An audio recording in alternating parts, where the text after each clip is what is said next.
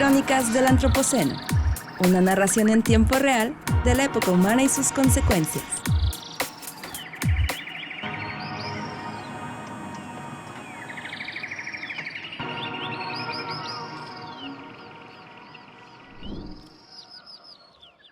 Estamos en el Antropoceno, exclamó una tarde de febrero en Cuernavaca, México, el químico atmosférico neerlandés Paul Crutzen, reciente ganador del Premio Nobel de Química durante una conferencia de especialistas en ciencias de la Tierra en el año 2000. A partir de ese momento, la propuesta de cambiar el nombre del intervalo de tiempo geológico actual en honor a nosotros, los humanos, los antropos, ha ganado tanto apoyo como críticas con una fuerza extraordinaria, dentro y fuera del campo de las ciencias.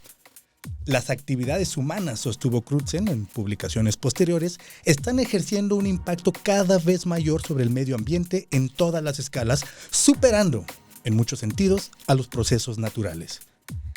Era hora de aceptar que las condiciones relativamente estables de la época del Holoceno, que inició hace 12.000 años tras la última glaciación, habían terminado por cambios provocados principalmente por nosotros los humanos. Si bien ahí no inició ese día, se catapultó el concepto que tomamos como perspectiva para hacer estas crónicas del Antropoceno. Hola y bienvenidos a Crónicas del Antropoceno. Yo soy tu anfitrión Víctor González Quintanilla y me acompaña en esta semana Juan Nepote. Hola, ¿qué tal? Coco Vargas. Hola, hola. Y Abril Ambriz. Hola, ¿cómo están? Hoy empezamos este podcast para hablar de la presencia de los humanos en la Tierra y lo que significa para el planeta y para todos los seres con quienes la compartimos. Le llamamos Crónicas del Antropoceno porque mis compañeros y yo y todos nuestros invitados y colaboradores trataremos de analizar las consecuencias del éxito de nuestra especie tras 300.000 años de exploración y explotación de nuestro planeta y sus recursos. La crisis ambiental narrada desde adentro. Pero Paul Crutzen no acuñó el término antropoceno, Juan. Había antecedentes sobre lo que se construyó. Es correcto. Y eso nos ayuda a pensar un poco sobre cómo funciona la ciencia, de qué manera operan los mecanismos y las personas que se dedican a la investigación científica. Por un lado, aprovechan el momento, como decías en un principio, de un congreso para entonces levantarse y hacer un acto escénico, atractivo, de tal suerte que en la memoria de todos los que estaban ahí participando quede registrado, ¿no? Entonces está eso, ese momento casi eureka, como el de Arquímedes, ¿se acuerdan que siempre veíamos en la escuela? Que estaba bañándose y que grita eureka y sale corriendo en paños menores por todos lados diciendo que encontró la palabra justa para nombrar algo.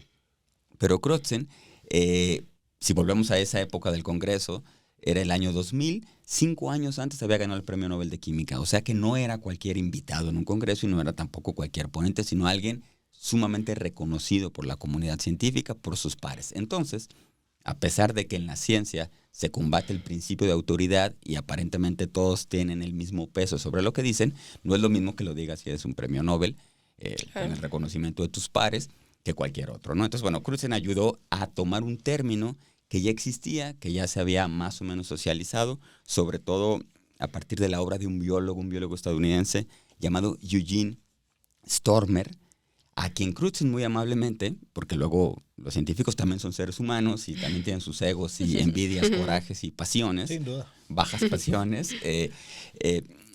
invitó Crutzen a Stormer a escribir un artículo en conjunto que salió ese mismo año del 2000 y donde ya digamos que es el acta de nacimiento del término antropoceno. Pero ya previamente había otros investigadores que habían estado insistiendo en que por lo menos desde la invención de la máquina de vapor con James Watt, el impacto que la humanidad, que los seres humanos estamos teniendo en el ambiente era significativo y que a largo plazo podía tener consecuencias.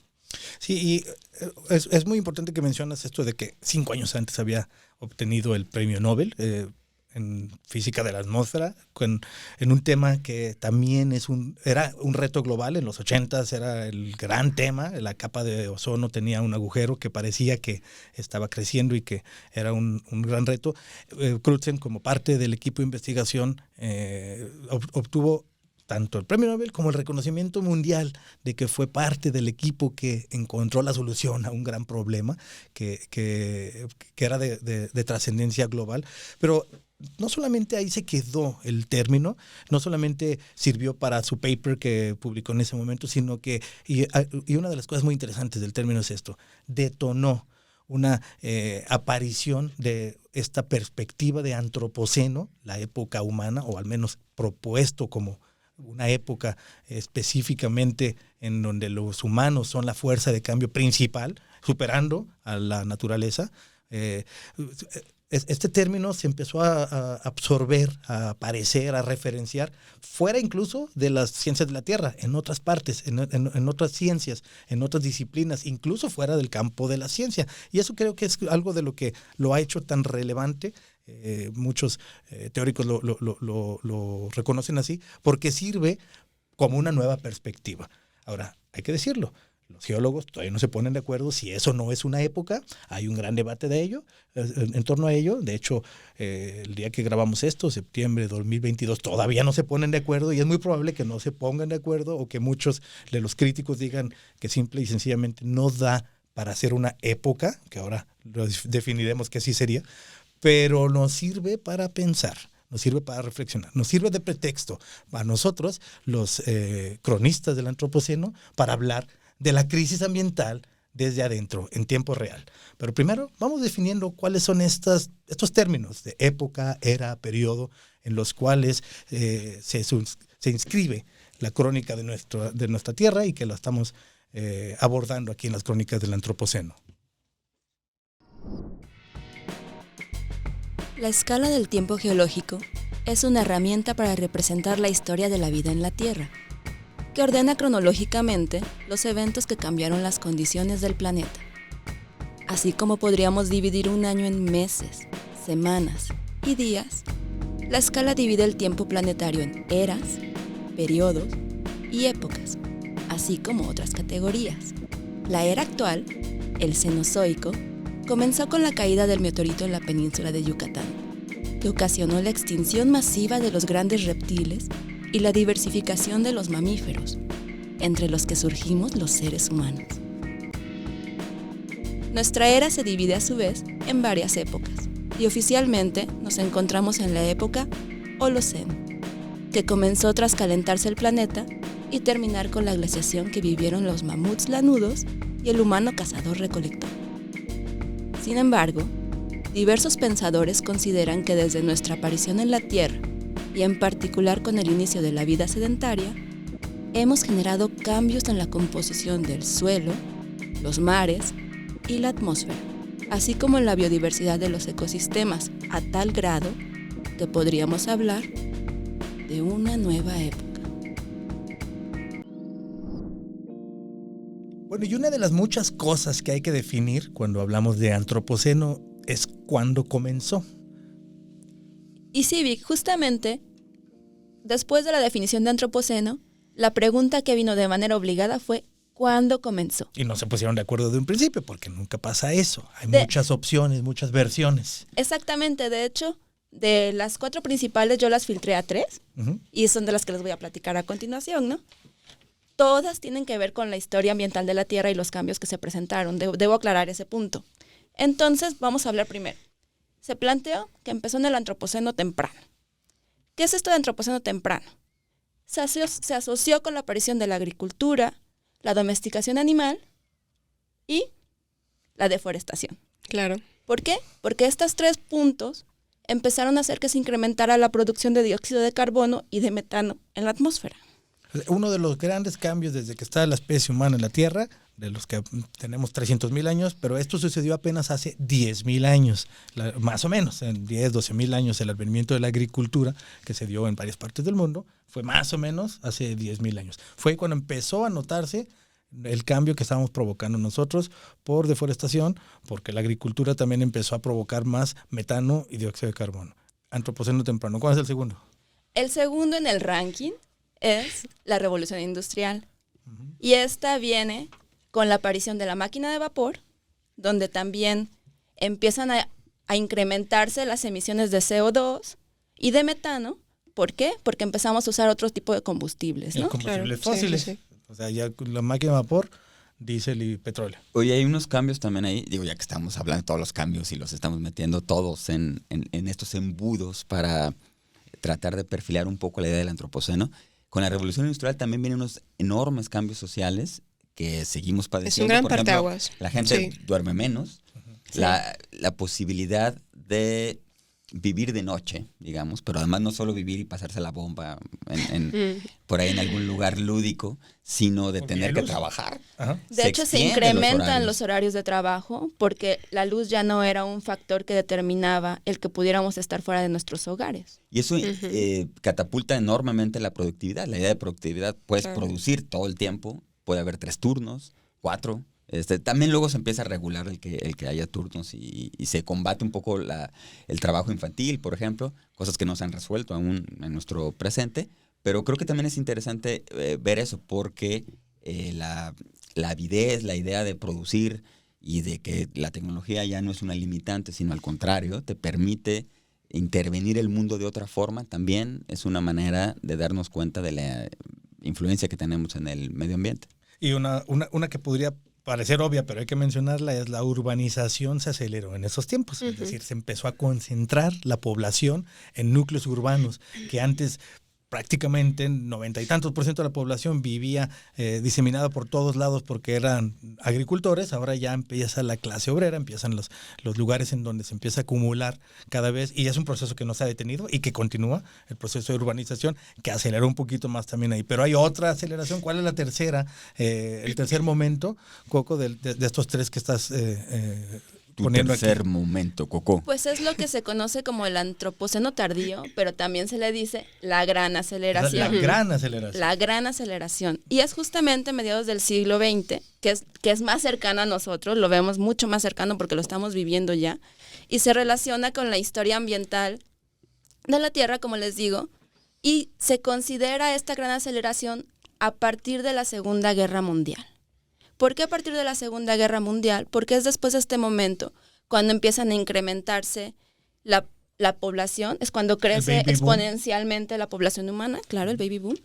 Luego viene el crecimiento económico, la globalización, señoras y señores, y viene el cambio ambiental de escala e intensidad sin precedentes. Es aquí cuando se ven más marcados todos los cambios, y por eso es una de las más aceptadas, la gran aceleración. Sí. Incluso los que están a favor de esta opción invitan a que si quieres buscar evidencia, ok, la vas a encontrar entre los 30 y 60 grados de latitud al norte del Ecuador. Okay. Así de seguros están de que esta está bien sustentada, Oye, ¿no? ¿por qué hay ahí? En ese punto habrá que ir a darse la Ay, vuelta. habrá que ir. Bueno, es la franja en donde está la mayoría de la población. Sí. Como sabemos, en el hemisferio sur hay menos población, hubo menos desarrollo, entonces si Eurasia se dio más o menos en esa. Nosotros vivimos en Guadalajara, México, más o menos a 20 grados de latitud, es decir, más al norte de lo que somos nosotros. Sería... No servimos de evidencia, entonces. No servimos de evidencia. Estamos hablando de Estados Unidos y Canadá en América y de Europa y Asia central, digamos, India, China, Shanghái, todos los lugares donde más gente hay están en esa franja de entre 30 a 60 grados. Okay. Y en la gran aceleración se puede ver fácilmente en cualquier gráfica. Si tú pones una gráfica de la población humana, vas a ver cómo iba subiendo poco a poco, una subidita paulatina, y de repente en 1950 la subida se acentúa mucho, se pone mucho más inclinada. Pero no solamente población humana, consumo de energía, producción de gases de efecto invernadero, producción de basura, comercio mundial, prácticamente todas las gráficas aumentan su inclinación a partir de más o menos el año de 1950, la mitad del siglo XX. Y además aparecieron los nuevos elementos radiactivos. Pongamos un ejemplo local aquí, pero igual sirve para cualquier otra ciudad donde nos escuchan.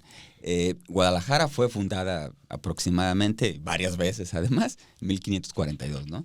Y el ciudadano 1 millón que vivía en esta población nació, tiene su nombre, en 1963. Más o menos en esos tiempos. Que son esos años aproximadamente, pero veamos todo el lapso que tuvo que transcurrir para que naciera o 1 millón de personas por acá, pero actualmente, es decir, unos 60 años después, ya cuadruplicamos por lo menos o quintuplicamos ese número, ¿no? O sea, rondamos cerca de los 5 millones. O sea, en medio siglo fue un acelere brutal el que tuvo esta ciudad, sí, con muchos desórdenes, como casi todas las capitales urbanas.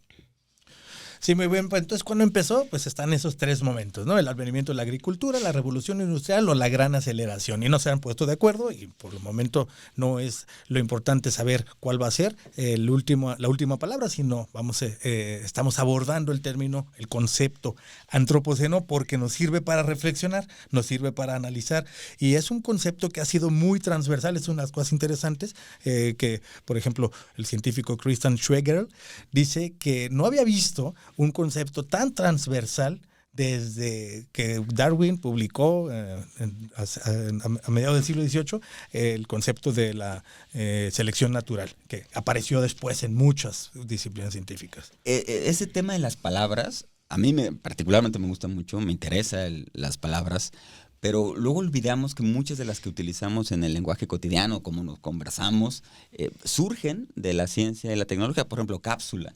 Es una palabra que viene, es un concepto médico y luego ya se empezó a utilizar con otros fines. O crisis. Crisis también era una palabra que surge de un evento médico, digamos. Y con evolución pasó justo lo que mencionabas, Víctor, hace un momento, porque causó un gran furor social. ¿Se acuerdan que había unas, habrán visto, digo, no, que se acuerdan, ustedes son muy jóvenes, son muy jóvenes. No se pueden acordar más que haberlo visto por ahí en algún archivo, que en aquel entonces que Darwin publica su trabajo, aparecen muchas ilustraciones burlándose de él y poniéndolo como descendiendo directamente media hora después de un mono, ¿no?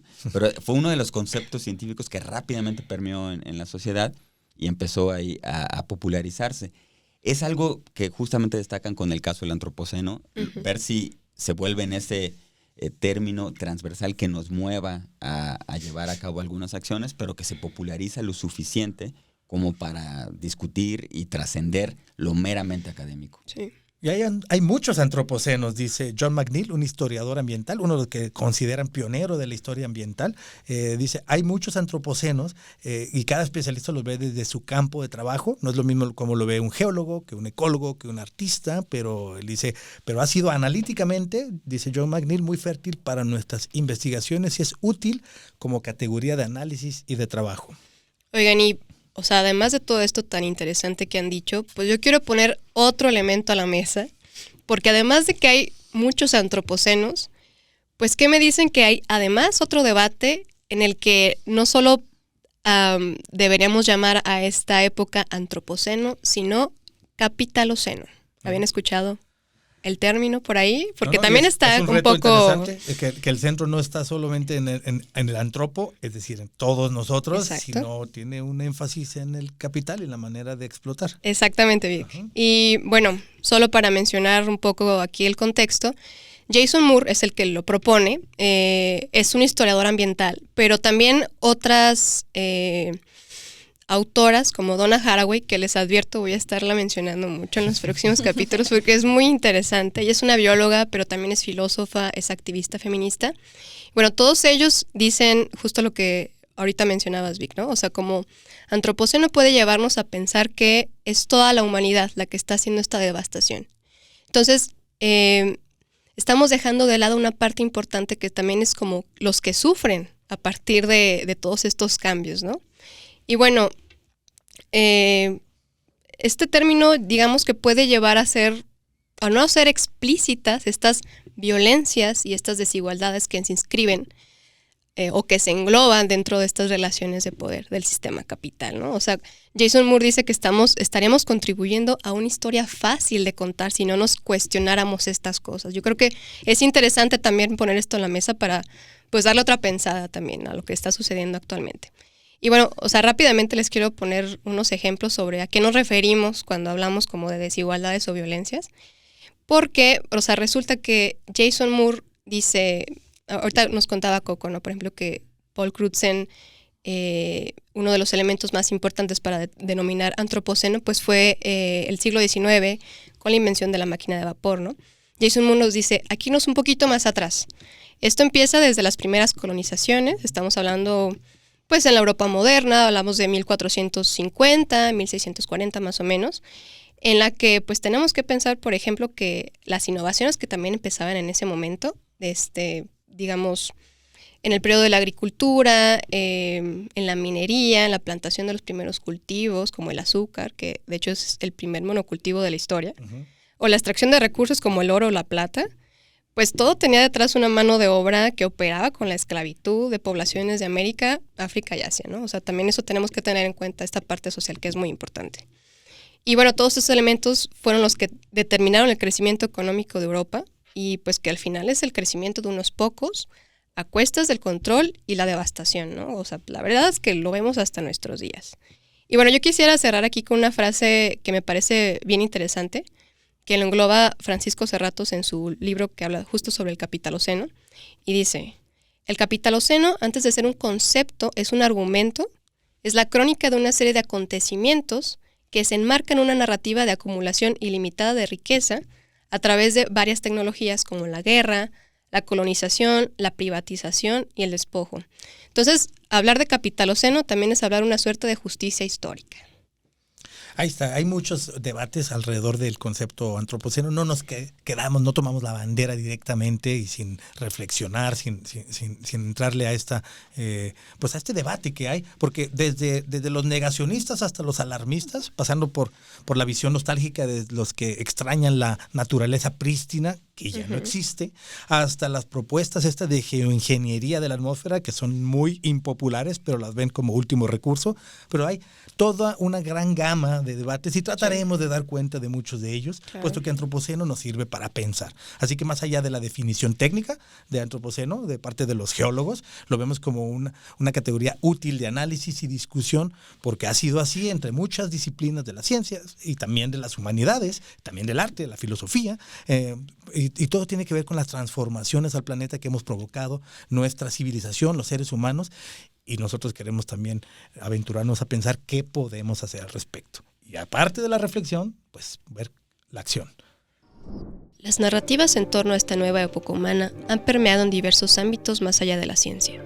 A partir de otros lenguajes, como el cine, se ha presentado el antropoceno a través de imágenes muy contundentes.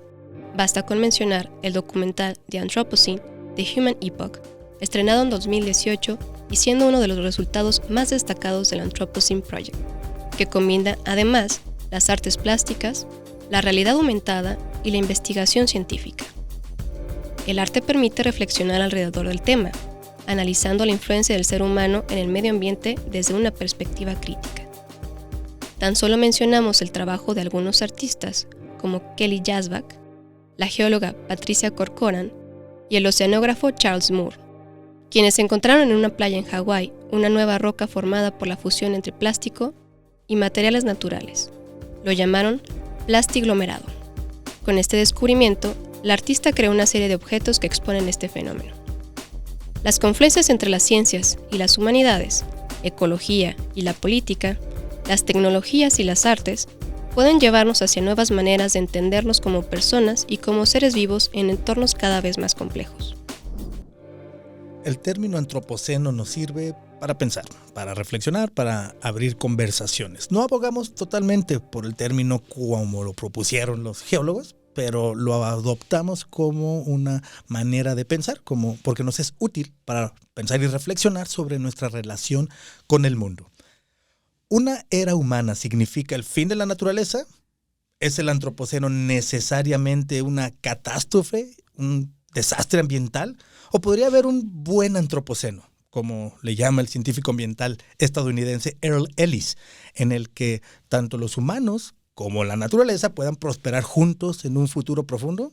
Bueno, preguntas como esas se las plantea Earl Ellis, el científico estadounidense que investiga las causas y consecuencias de los cambios ecológicos a largo plazo causados por los humanos a escalas locales y globales. Y ese tipo de preguntas nos interesa poner aquí sobre la mesa para compartir a través de estas crónicas del antropoceno. La evidencia indica que somos testigos, víctimas y responsables de cambios sin precedente en los sistemas naturales del planeta que compartimos con todos los organismos de la Tierra. Y yo quiero reunir algunas de las cosas que se han puesto aquí sobre la mesa pensaron ya en las ideas finales para quedarnos con ello.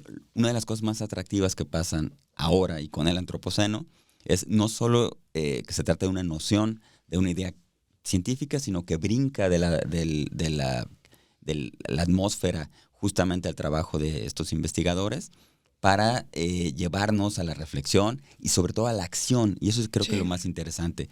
La acción es una exigencia casi que tenemos en la actualidad y que estos términos y estas ideas nos deben sangolotear un poco, nos deben mover para llevar una actividad. Y eso también es el gran desafío que pasa dentro del campo de la ciencia, como para definir la mejor forma de nombrar estas cosas, porque es algo que nos lleve a reflexionar, pero también a movernos, y estamos pensando el pasado y nos estamos de alguna manera reconstruyendo, pero también estamos poniendo en juego el futuro como nunca antes habíamos sido conscientes de ello. Por eso estas ideas que mencionaba hace un momento con el capitaloceno o los fondos políticos y sociales que tiene, incluso biológicos que mencionaba también Coco con antropoceno, creo que van a seguir siendo una discusión sumamente pertinente. Y la otra idea que a mí me deja esto como motivado y dubitativo es el interés por la transdisciplinariedad, porque tenemos que romper la rigidez de las disciplinas, de las actividades, de las profesiones, de los oficios, y eso también nos obliga a organizarnos de otra manera para encontrar soluciones pronto, de manera colectiva, de manera creativa y sobre todo interdisciplinarmente. O sea, necesitamos cambiar nuestra mirada y nuestra forma incluso de actuar en el día a día. Totalmente. Y esta transdisciplinariedad requiere de que participemos todos, porque todos estamos juntos en esto. El planeta requiere de la acción de parte de todos los diferentes estratos de la sociedad, todos los actores que hemos estado involucrados, porque somos testigos, víctimas y responsables de estos cambios. Y en los términos ambientales, muchos hablaban de despertar la conciencia o invitar a la reflexión, lo cual es un buen principio. Y estoy de acuerdo contigo, Juan, lo que sigue es la acción. El camino es pensar, planear y actuar. Después evaluar y volver a empezar. Y es que es un reto que debemos de entenderlo como lo dice, o podemos entenderlo como lo dice un teórico con el que ya cerraríamos una cita, y qué mejor que decirlo directamente con las palabras de Aldo Leopold. El gran reto de nuestro siglo es aprender a vivir en una parcela de tierra sin echarla a perder. Bueno, pues gracias por acompañarnos, gracias a mis compañeros por estar en este primer capítulo de Crónicas del Antropoceno, el podcast que produce el Museo de Ciencias Ambientales que construye la Universidad de Guadalajara, en Guadalajara, México. Todas las referencias mencionadas durante este programa, todos los libros, los autores y algunas lecturas sugeridas las vas a poder encontrar en la descripción del capítulo, en la plataforma donde encuentres tus podcasts. Si te gusta lo que hacemos, no olvides suscribirte, compartirlo. Si conoces a alguien que le puede interesar, por favor, hazle saber. Y sobre todo, escucha la próxima semana, la próxima entrega de estas Crónicas del Antropoceno. Esto fue Crónicas del Antropoceno, una producción del Museo de Ciencias Ambientales de la Universidad de Guadalajara. Gracias por escuchar.